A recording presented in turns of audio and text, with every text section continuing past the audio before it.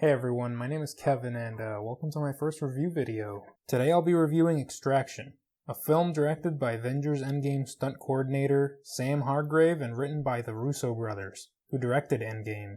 Extraction follows Tyler Rake, a black market mercenary played by Chris Hemsworth after he is hired to extract Ovi Mahajan, the kidnapped son of an imprisoned international crime lord, from a city in India where most of the police force is controlled by drug lords. First, I'd like to talk about what I liked. This movie felt like John Wick, but a little bit more grounded. The fights look amazing. You're always on the edge of your seat. If you need a reason to watch this movie, do it for the action. Chris Hemsworth does a pretty great job. There's also this antagonist that feels like an evil version of the main character, and I thought that was pretty great. He gave me this sort of Terminator vibes, and I'm pretty sure that's what they were going for. I'm not going to spoil too much about it, but there's this one scene that resembles the Terminator scene where Arnold is looking at himself in the mirror, treating his wounds, if you can call them that, since he was a robot in that movie. And while we're talking about the good parts of the movie, I'd like to mention that the setting was amazing.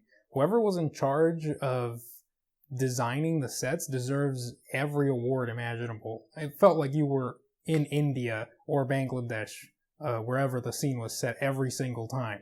The amount of detail in the backgrounds gave this film a large amount of authenticity. I wasn't really expecting that much from a movie directed by a stunt coordinator, but I clearly underestimated Sam Hargrave. He delivered a really good movie. But I guess after a movie like John Wick can spawn out of the mind of a talented stunt coordinator as well, I should probably stop being so surprised.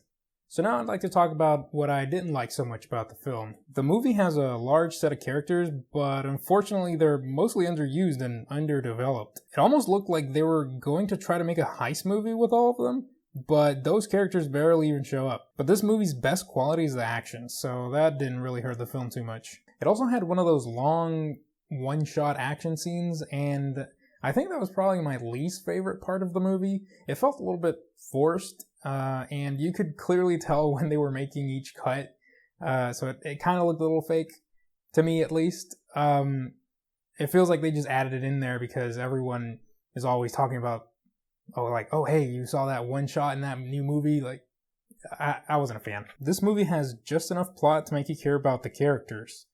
Ovi gets an okay amount of development, and it's interesting to watch. I enjoyed it. He's a likable kid, and he helps explain the main character's motivations throughout the film, but that's probably like 3% of the film.